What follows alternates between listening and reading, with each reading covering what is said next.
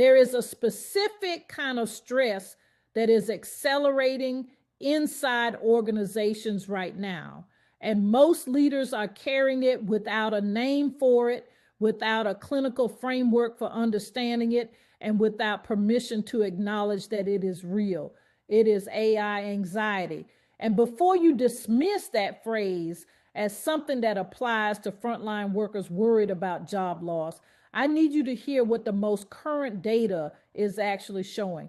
According to research published this week, 82% of managers say their job is harder than ever, up 5 points from last year. Only 37% feel equipped to identify burnout in their teams, and 27% say their own mental health has worsened compared to 2025. In the last 30 days alone, 51% of employees have cried due to work stress, a 12-point increase from last year. 52% have experienced anxiety or panic-like symptoms at work. This is not a mental health trend. This is a workforce in acute distress, and AI is not the only cause, but it is the accelerant that is making everything else worse. Here is what the 2026 research tells us about how leaders specifically are experiencing AI-related stress, and it is not what most people assume. Leaders are primarily stressed about other issues, not AI replacement. That is the 2023 narrative. The 2026 reality is far more complex and far more expensive. The specific stress that senior leaders are carrying in 2026 has three distinct sources. The first is what researchers are calling the clarity gap. According to a global study, 87% of executives are using AI at work. Only 27% of their employees are. That gap is not an adoption gap. It is a trust gap. Leaders are moving forward with AI implementation at a pace that far exceeds their ability to communicate clearly about what it means for their people. They are under pressure from boards and stakeholders to implement AI at speed. And they are simultaneously managing teams that are experiencing what researchers call the AI-driven stress cycle. The period between awareness that change is coming and clarity about what that change actually means for each person's role. That gap is where anxiety lives and compounds. And leaders are generating it every day without meaning to and without knowing how to stop it. The second source is what I call performance compression. AI has increased output expectations for on every role that touches it. This is not because the work got easier, because AI made the baseline output faster, and organizations immediately raised the bar in response. Leaders are now managing teams that are producing more while simultaneously experiencing greater uncertainty about their roles, more anxiety about their relevance, and less psychological safety to admit that the pace is unsustainable. The math does not work, and leaders feel the cognitive and moral weight of that equation every single day. The third is existential uncertainty about the leadership role itself. In 2026, 90% of employees report experiencing burnout symptoms in the past year.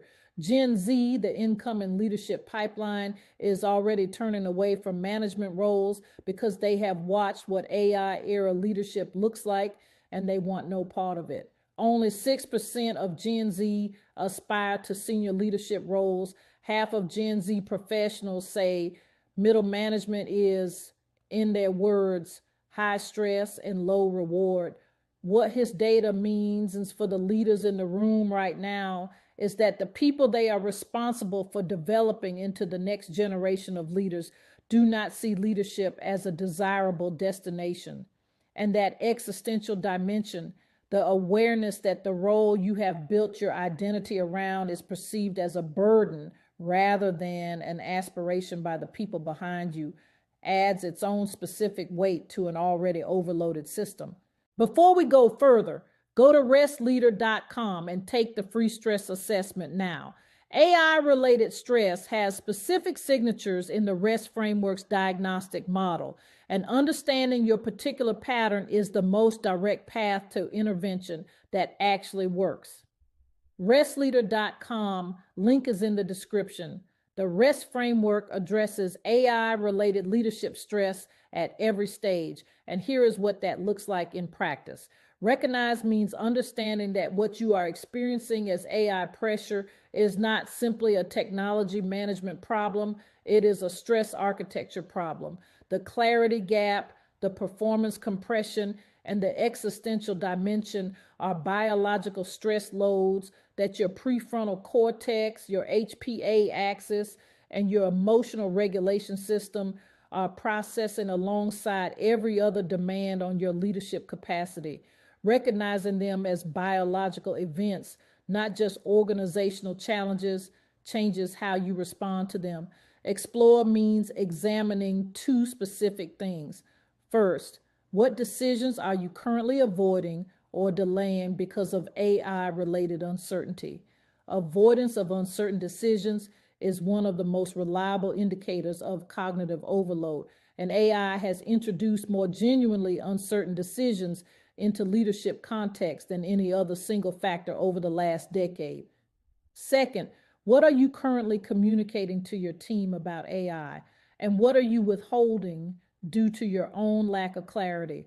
The gap between those two things is a measurable stress load on your system. The first practice is what I call uncertainty narration.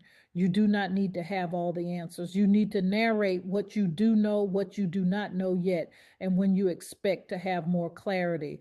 That specific communication pattern reduces AI anxiety in teams by creating a container of acknowledged uncertainty rather than an uncontained vacuum of fear.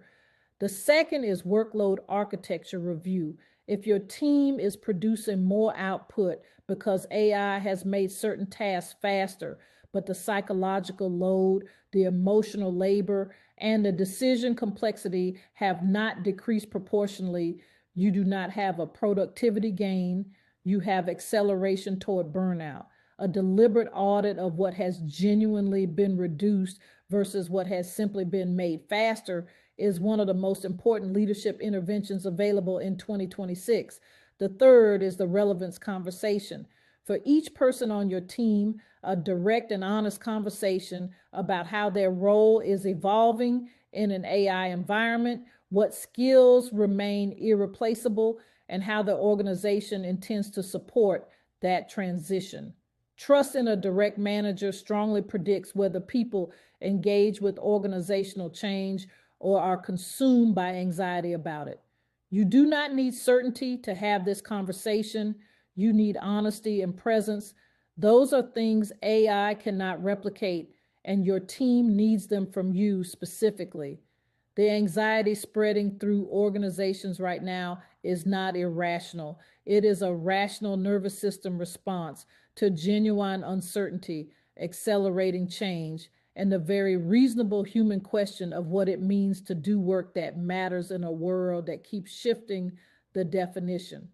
Your team is feeling the pressure. You are feeling the pressure. Carrying this as just a management challenge rather than a biological and psychological issue adds to the stress you are trying to manage. You became a leader to guide people through hard things. This is one of the hard things. The tools exist. The clinical framework is available. And the first step is the one you have been doing throughout this entire series, naming it accurately. Go to restleader.com, take the assessment, and share this video with the leader in your organization who is managing the AI transition and managing themselves at the same time. They need this more than the technology roadmap does. Restleader.com, link is in the description.